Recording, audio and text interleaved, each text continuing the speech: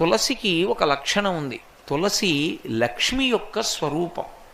తులసి ఈ భూమి మీద పుట్టినటువంటిది మొట్టమొదట ఎక్కడి నుంచి పుట్టింది అంటే బీజము నుంచి వచ్చింది కాదు తులసి చెట్టు. తులసి చెట్టు గింజల్లోంచి రాలేదు. తులసి చెట్టు వృంద అనబడేటటువంటి మహాపతివ్రత యొక్క శరీరము దగ్ధమైనప్పుడు ఏర్పడినటువంటి బూదిలోంచి విత్తనాలు చేశారు బ్రహ్మగారి యొక్క అనుగ్రహం చేత. ఆ విత్తనములను చల్లితే అందులోంచి తులసి పుట్టింది. అందుకే అసలు తులసి కారణజన్మురాలు, లక్ష్మియే తులసిగా వచ్చింది. తులసికి ఒక్కదానికే ఒక లక్షణం ఉంది లోకంలో. తులసి సమస్త పాపములను హరిస్తుంది. ఎందుచేత హరిస్తుంది అంటే దాని గురించి పురాణంలో ఒక మాట ఉంది.